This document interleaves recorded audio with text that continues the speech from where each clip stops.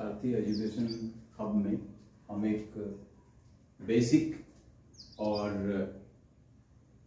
ये कह सकते हो कि बहुत ही ज़्यादा ज़रूरी टॉपिक लेके आ रहे हैं। और ये टॉपिक जो है टेंसेस का है।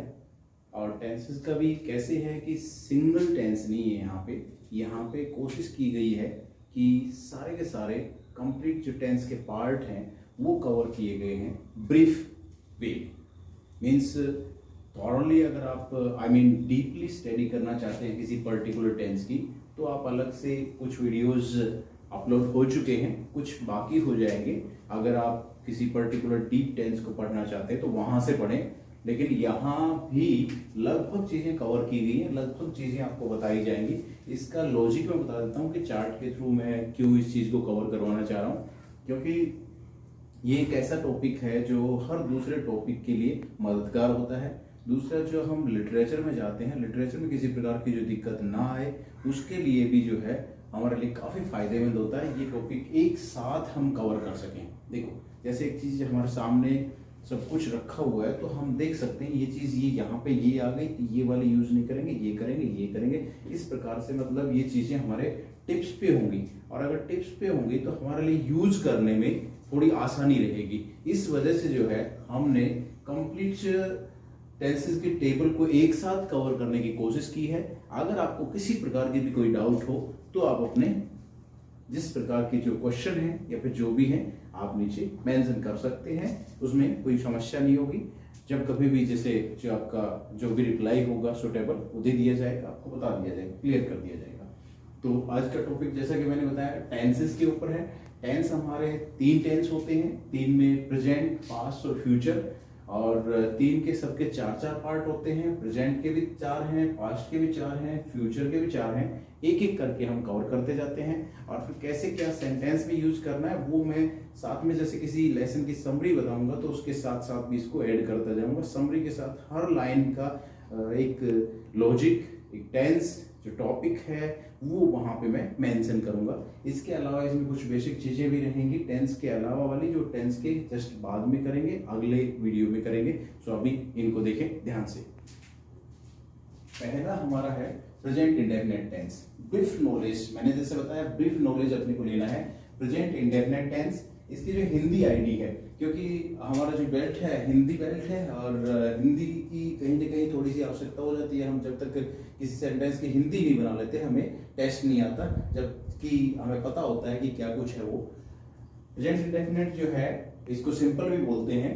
तो इसकी हिंदी आईडी जो है ता है, ती है, ते है। और जब कोई रेगुलर एक्टिविटी होती है, रेगुलर जो हर रोज एक्टिविटी होती है, उसमें हम इस टेंस का यूज करते हैं। कोई भी आपकी हैबिट है, जैसे कि आप सुबह जल्दी उठते हैं, हर रोज उठते हैं, आप अपना कोई गेम खेलते हैं, तो कोई भी हैबिट है वो भी इसी में आएगी। यूनिवर्सल ट्रूथ है वो भी इसी में आएगी। फिर कुछ आईडी वर्ड लिखे हैं, क्योंकि थोड़े स्पेशल टेंसेस हैं, प्रेजेंट सिंपल और पास्ट सिंपल। आईडी वर्ड्स में ऑफन और डेली, यूजुअली, जर्नली, एवरीडे बहुत सारे होते हैं। कुछ कॉमन यहाँ पे मेंशन करने की कोशिश की है। अभी उसके बाद जो है अब हम प्रेजेंट सिंपल की जो हिंदी आईडी हमने देख ली, हमें ये पता चल गया कि कब यूज करने हैं। लेकिन अभी सेंटेंस को कैसे पहचाने, जैसे बुक में कहीं आपका सेंटेंस लिखा हुआ है या फिर आपके किसी फिलअप में लिखा हुआ है, तो how will you identify that this is present simple और नॉट। तो वो एक प्रकार से ये कह सकते हो इंग्लिश आईडी आप जिसे कह सकते हो। तो कोई इसमें क्या होता है कि पॉजिटिव पैटर्न बनता है, उसका पैटर्न अलग होगा, नेगेटिव इंट्रोगेटिव में थोड़ा सा चेंज आएगा। तो ध्यान से देखें इसको। यहाँ इसका पॉजिटिव पैटर्न सब्जेक्ट, सब्जेक्ट जैसे कि आपको पता है दूसरी वीडियो में मैं क्लियर कर चुका हूँ, सब्जेक्ट मींस डूअर। सब्जेक्ट के बाद जो है मेन वर्ब फर्स्ट आएगी, SEIS आएगा प्लस ऑब्जेक्ट आएगा, 3 चीजें आएंगी। यहाँ पे नॉर्मली हम हेल्पिंग वर्ब यूज नहीं करते, और प्लूरल सब्जेक्ट के साथ मेन वर्ब की फर्स्ट फॉर्म यूज करते हैं, सिंगुलर के साथ SEIS यूज करते हैं। उसका लॉजिक जो है डीपली अगर आपको पढ़ना है तो प्रेजेंट इंडेफिनिट की जो वीडियो है उसमें आप देख सकते हैं। फिर ये पैटर्न हो गया। अब एक चीज मैं यहाँ पे आपको और बता दूं, ऐसा नहीं है कि हमेशा पॉजिटिव सेंटेंस में हम हेल्पिंग वर्ब लगाते ही नहीं। हेल्पिंग वर्ब हम लगा सकते हैं डू और डज, लेकिन जैसे ही हेल्पिंग वर्ब हम डू और डज ऐड करेंगे तो ऑटोमेटिकली वहां पे स्ट्रेस चला जाएगा, और स्ट्रेस जाते ही जो है स्ट्रेस डालने के लिए जो हम डू डज यूज करेंगे तो इसका बेसिक पैटर्न जो होता है, जैसे SEIS हम लगाते हैं वो हट जाएगा। प्लूरल सब्जेक्ट में तो हम वैसे ही नहीं लगाते, तो सिंगुलर सब्जेक्ट में हम जो SEIS लगाते हैं वो हमारा वहां से रिमूव हो जाएगा। फॉर एग्जाम्पल 2 सेंटेंस बनाता हूं मैं। सी स्पीक्स इंग्लिश, इसका मतलब हो गया वह इंग्लिश बोलती है। अगर हमें इस पे स्ट्रेस डालना है, जैसे किसी ने बोला कि उसको तो इंग्लिश बोलनी नहीं आती, तो आपने आगे से बोला वो इंग्लिश बोलती तो है। सी डज स्पीक इंग्लिश, वहां पे एस हट गया, डज लगाते ही स्ट्रेस डालने के लिए हमने यूज किया सी डज स्पीक इंग्लिश। ओके, सो इसी प्रकार से प्लूरल सब्जेक्ट की अगर बात करें तो वहां पे कोई फर्क नहीं पड़ता है, मतलब फर्स्ट फॉर्म हम नॉर्मली यूज करते हैं और फर्स्ट फॉर्म ही रहेगी। जैसे दे कम हेयर, वे यहां आते हैं। दे डू कम हेयर, वे यहां आते तो हैं, तो उसमें कोई ज्यादा फर्क नहीं पड़ेगा। अब नेगेटिव की बात करें, इंट्रोगेटिव की बात करें, उन सब के लिए हमें डू और डज हेल्पिंग ऑफ यूज करनी होगी। और डू ऐसे होती है मुख्य जो उसमें हेल्पिंग ऑफ होती है, उसी से हमने डज बनाया, क्योंकि सिंगुलर सब्जेक्ट SEIS लेते हैं और लास्ट में जो है रूल होता है वो लास्ट में है तो ES लगाते हैं, डज बन गया, डज सिंगुलर के साथ आएगा। अब इसमें थोड़ा सा ब्रीफ पैटर्न की बात करें तो नेगेटिव में कोई दिक्कत नहीं आती। नेगेटिव में सब्जेक्ट हेल्पिंग ऑफ, उसके बाद जो है हेल्पिंग ऑफ के बाद नोट आ जाता है, फिर वर्ब फर्स्ट आ जाती है और फिर उसके बाद ऑब्जेक्ट आ जाता है आपका। और जो क्वेश्चन होते हैं इंटेरोगेटिव आपके 2 प्रकार के इंटेरोगेटिव होते हैं। एक जो हेल्पिंग ऑफ से बनते हैं, हेल्पिंग ऑफ वाले में हेल्पिंग ऑफ को हम पहले रख देते हैं और सब्जेक्ट 2 नंबर पर चला जाता है। Helping of subject verb first plus object हो जाता है। इस हेल्पिंग ऑफ वाले पैटर्न में क्या खासियत होती है कि इसका यस और नो में रिप्लाई आता है। हमेशा उस क्वेश्चन का रिप्लाई जो है यस और नो में आएगा, जो हेल्पिंग ऑफ से क्वेश्चन बनेगा। यस वाला रिप्लाई पॉजिटिव से बनेगा, नो वाला जो अभी मैंने नेगेटिव बताया उससे। अब WH फैमिली क्या है? WH फैमिली में जो हमने अभी भी हेल्पिंग ऑफ 1 नंबर पे रखी, उसके आगे WH वर्ड लग देते हैं। WH वर्ड में आपको रीजन देना होता है, उसमें हर पर्सन के लिए आंसर अलग हो जाएगा। जैसे मैंने बोला डू यू स्पीक इंग्लिश, इसका आंसर जो है 2 ही आंसर होंगे।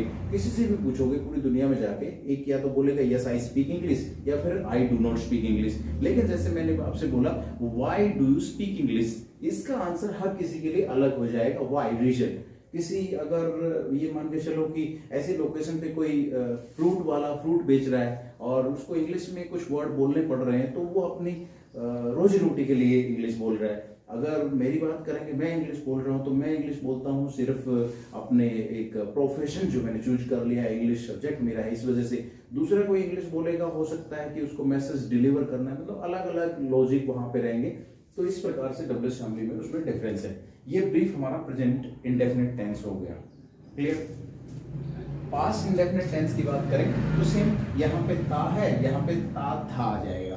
ता था मतलब ऐसा होता था, रूटीन में, पास्ट रूटीन में कुछ चीज होती थी। यहाँ पे ID वर्ड्स जो है ago, yesterday, last day, last night, इस प्रकार से रहते हैं। इसका जो पॉजिटिव पैटर्न होता है सब्जेक्ट और जो आपकी वर्ब सेकंड यहाँ पे हम यूज करते हैं। वर्ब सेकंड जो है यूज करते हैं, जैसे कि गो फर्स्ट हो गई और वेंट सेकंड हो गई और गोन आपकी थर्ड हो गई, तो ये वाली यूज करते हैं। सेकंड फॉर्म हम यूज करते हैं, ये इसकी इंग्लिश आईडी होगी। जैसे यहाँ की इंग्लिश आईडी, प्रेजेंट सिंपल की इंग्लिश आईडी थी वर्ब फर्स्ट, अगर अकेली आ रही है तो प्रेजेंट सिंपल ही है, और अगर आपकी वर्ब फर्स्ट के साथ SEIS आ रहा है तो भी प्रेजेंट सिंपल ही है। और वैसा ही जो है इसकी जो आईडी आपकी रहेगी पास्ट सिंपल की, वो सेकंड फॉर्म रहेगी। सेकंड फॉर्म सिर्फ और सिर्फ जो है पास्ट सिंपल में आती है और किसी में नहीं आती। अब आप बात करोगे कि कुछ जगह सेकंड फॉर्म और थर्ड फॉर्म एक जैसी होती है, तो थर्ड फॉर्म जब मानी जाएगी जब इसके साथ कोई हेल्पिंग होगी, जैसे यहाँ पे हम यूज करेंगे परफेक्ट में। इसीलिए मैं बता रहा हूँ कि किस प्रकार से हम एक ही प्लेटफॉर्म पे सारी चीजें एक साथ इससे कंपेयर कर सकते हैं, इससे कर सकते हैं, हर किसी से यहाँ पे कंपेयर कर सकते हैं। इसलिए हमने इस प्रकार से इसको पढ़ने की कोशिश की है। तो यहाँ सेकंड फॉर्म यूज करेंगे।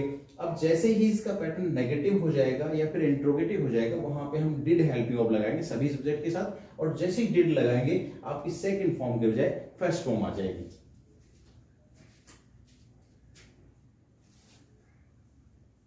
जैसे ही डिड नॉट, यहां पे हम गो लगाएं।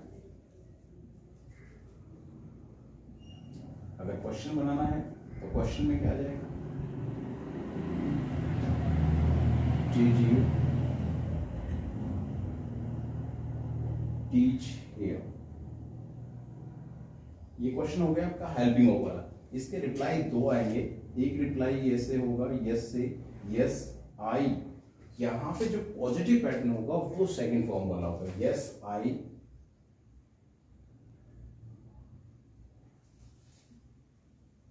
Taught here. इसका नेगेटिव वाला जो पैटर्न होगा, नो आई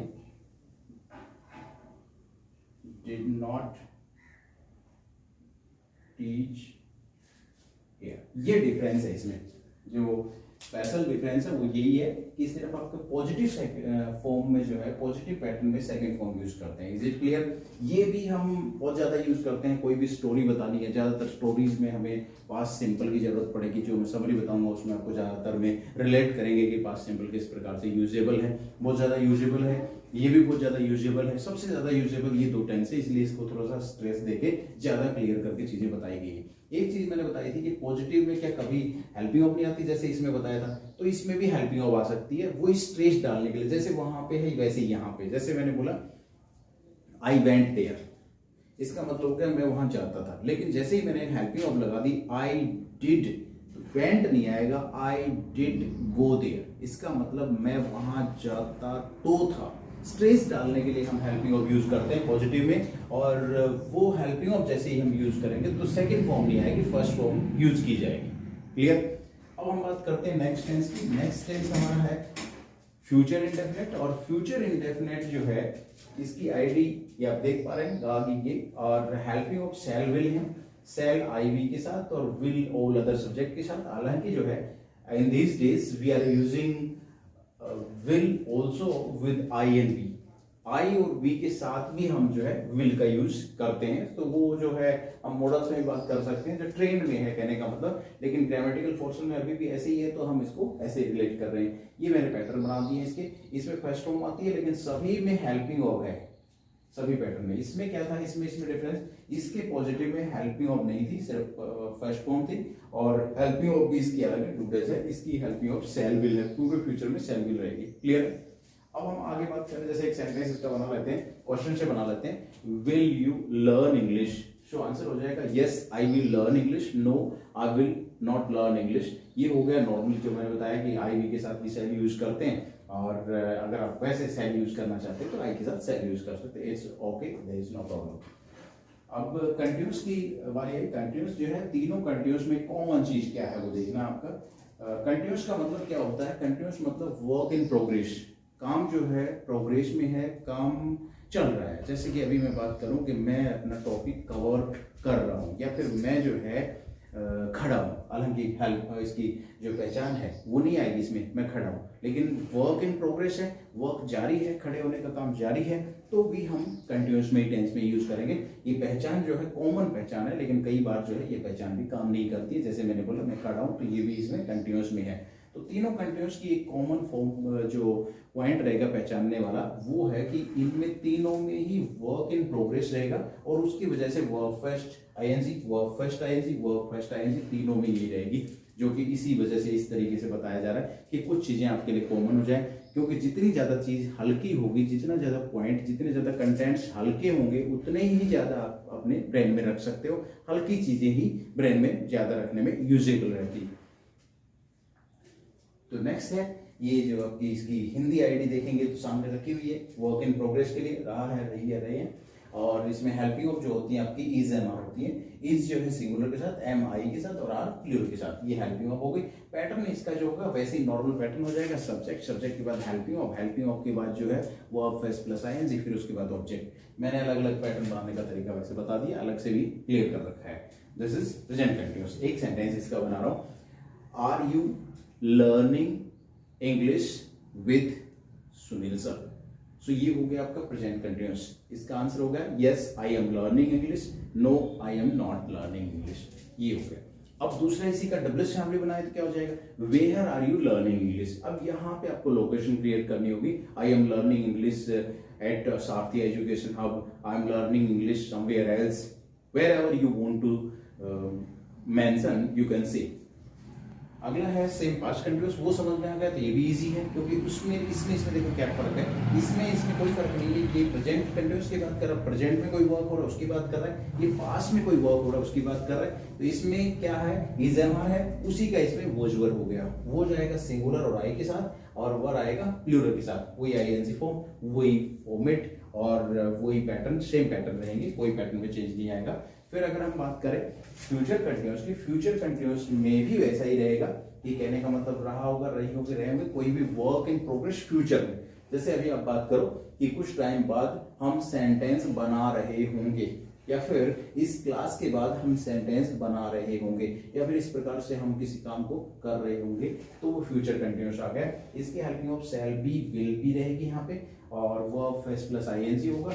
ये जो है इसमें अलग से याद रखने की जरूरत नहीं, पूरे में एक ही यहाँ से याद रख लो कि शैल जो है आईवी के साथ और विल ऑल अदर के साथ, लेकिन जो स्पोकन में या फिर इन जो ट्रेंड में है वो आईवी के साथ भी विल ही यूज करते हैं। कई बार ये एक्सचेंज होते हैं, मीन्स इन सब के साथ शैल आता है, इनके साथ जो है विल आता है, वो इन वाला तो यहाँ होने की वजह से क्रॉस हो जाता है। तो सेम कंडीशन जो है किस प्रकार से क्रॉस होते हैं वो मैं मॉडल्स का टॉपिक जब करेंगे उसमें कवर करेंगे, उसी का टॉपिक है वो यहाँ करेंगे।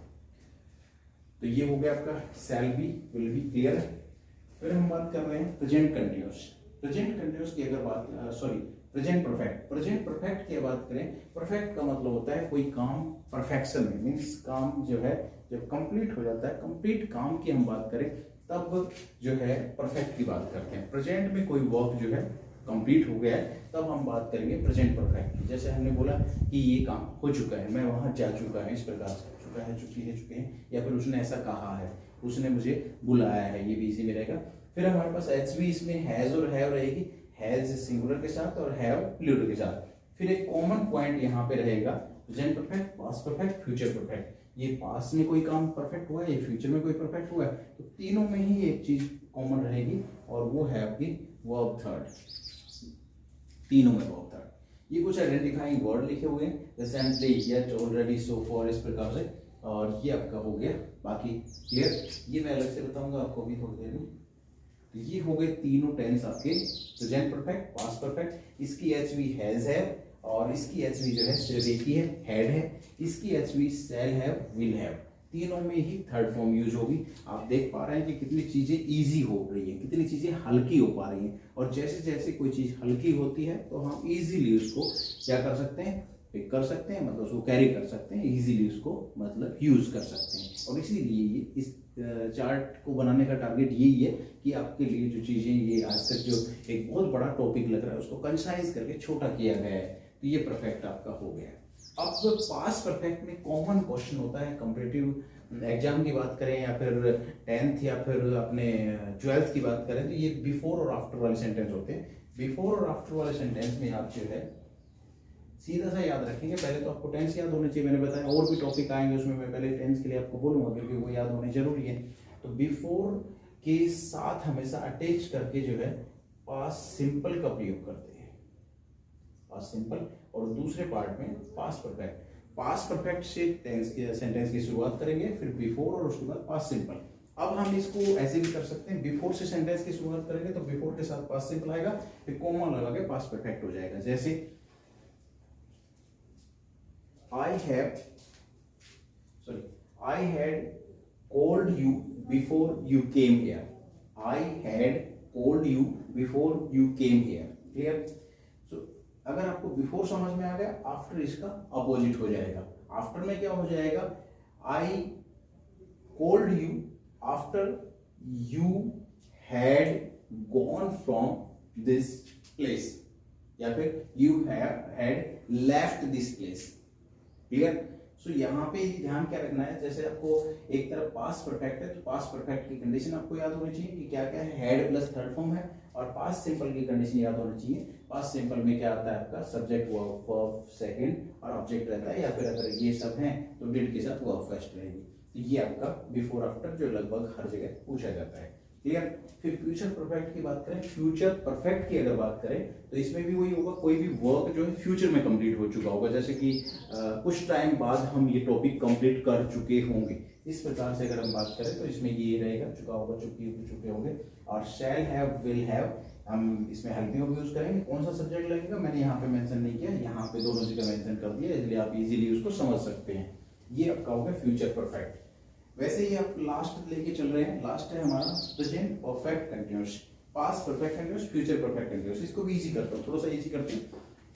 जो आपके तीनों परफेक्ट की हेल्पिंग ऑफ थी, प्रेजेंट परफेक्ट की हैज है, पास्ट परफेक्ट की हैड और फ्यूचर परफेक्ट की शैल हैव, विल हैव, वही सेम हेल्पिंग ऑफ नीचे वाले में लगाएंगे, बस साथ में तीनों में बीन जोड़ देंगे। जैसे has have, has been, have been, had, had been. Been सिर्फ आपको ऐड करना है, shall have, will have, shall will have been, दोनों में हैव मतलब बीन ऐड करना है, तीनों में बीन ऐड करना है, मतलब आपको हेल्पिंग ऑफ अलग से याद नहीं रखनी। क्लियर?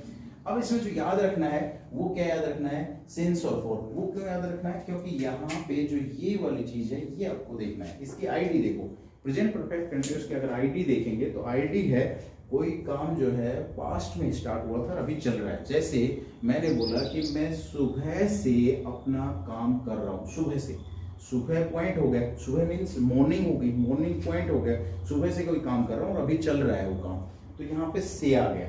वैसे ही जो है इसमें बात करें तो जो है वो बोला जाएगा पास्ट परफेक्ट कंटिन्यूअस कि वो जो है 2 दिन से अपना वर्क कर रहा था। ये इसमें ये रहेगा कि पास्ट परफेक्ट रहेगा, परफेक्ट कंटिन्यूअस रहेगा। पास्ट में कोई वर्क स्टार्ट हुआ, पास्ट में कंप्लीट भी हो गया, उसकी हम बात करें।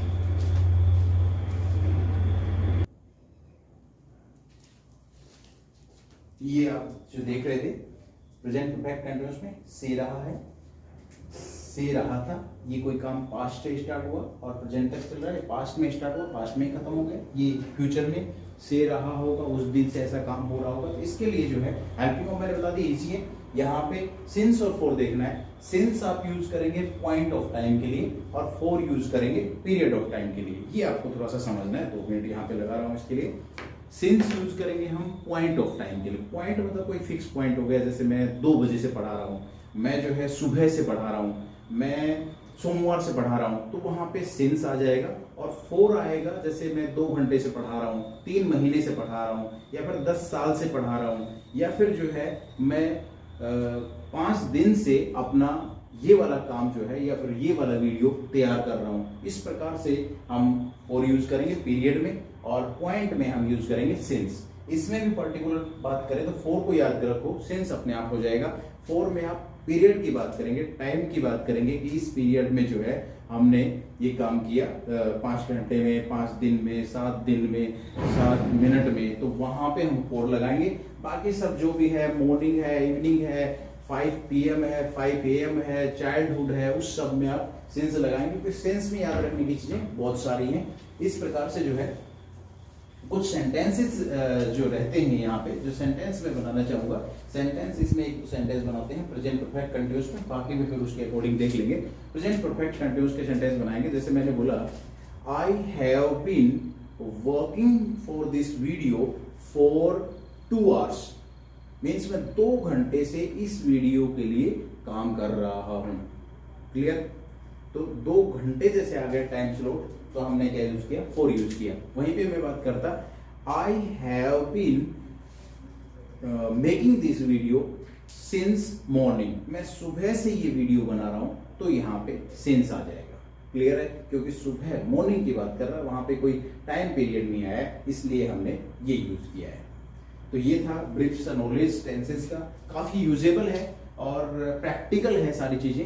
अगर आप एक साथ देखेंगे, कंपेयर भी कर सकते हैं। जैसे कि मैंने बताया, किसी बच्चे ने अगर कुछ ज़्यादा मतलब हल्की चीज़ें नहीं की हैं, उसको डीपली पढ़ना है, तो वो particular present indefinite, past indefinite, या ऐसे अलग अलग टॉपिक वहाँ पे मिलेंगे आपको, तो वो आप वॉच कर सकते हैं। Okay, thank you.